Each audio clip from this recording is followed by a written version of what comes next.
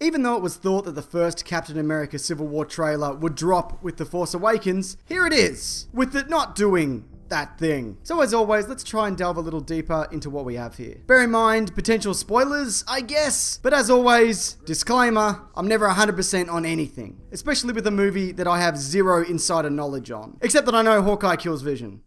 I'm just kidding, that could never happen in any reality, really. But you know what, if it does happen, well, you heard it here first. Straight up, let's talk about this moment, which we've seen more of in Ant-Man's post-credits scene. I think that the reason that Captain America and Falcon aren't suited up is because we see them getting their gear taken away in a scene that probably happens earlier. Though this wouldn't be a permanent thing. This is probably a result of them disagreeing with the Sokovia Accords, a document outlining the framework for the registration of enhanced individuals. I also think those are Scarlet Witch's hands, with all the rings and, all that shit. This scene is followed up with what Captain America does best and hasn't done for several decades, punching Germans, with him now fully armored and Bucky wearing a sweet leather jacket, which he wasn't wearing before. Hashtag something something jacket. I don't know. The point is, I think that this takes place later in the film and leads into this moment of Black Panther chasing Bucky, who's being chased by Cap. And he is really booking it, highlighting that he does have some enhancements like in the comics. This whole thing potentially concludes with Bucky and Cap getting cornered. The red tiles make it look like that this is the same area. Getting back to this scene though, we get two semi-obscured characters that are important. Sharon Carter, relative of Peggy Carter,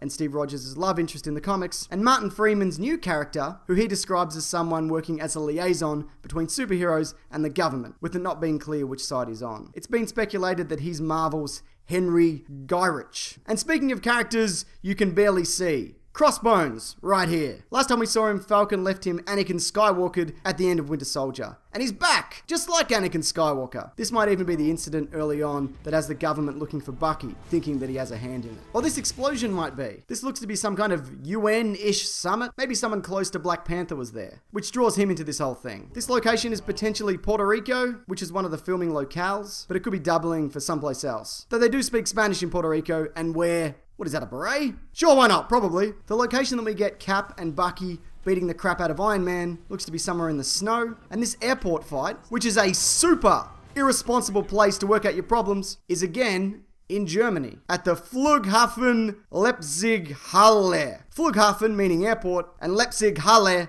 meaning please don't fight no airport. We also see what looks like Hawkeye and Scarlet Witch running for their lives. Though Scarlet Witch doesn't need to do that. She can fly now. Did she fly in the last one? I don't know, I can't remember. Last couple of things. Bucky goes right for Iron Man's arc reactor, the source of all his power, aside from all the smugness and alcohol that fuels him. And earlier we see War Machine in the dirt with a wrecked airport behind him with his arc reactor pulled from his chest. And if I was a betting man, I'd say that Bucky took that right out. This final thing's probably nothing, but is that Ms. Marvel in the opening Marvel comic flip thing? Seriously, there's like two pictures that make me think, that is her? Is she in this movie? Who knows? We'll never know. We'll know. Soon we'll know. When the movie comes out. Alright, that's about it. Now if you are interested, there are a couple of videos below that you might want to check out. One of them being for the latest Star Wars The Force Awakens trailer. Also I have a podcast called The Weekly Planet. It's available on all sorts of platforms and will be linked below with everything else. But what did you think of this first trailer? Is there anything I missed that could be of note? And where do you think the likes of Ant-Man and Vision and Spider-Man are? We know they're all in this movie, but how they completely factor in remains to be seen. So if you do have any thoughts at all, please feel free to leave them below.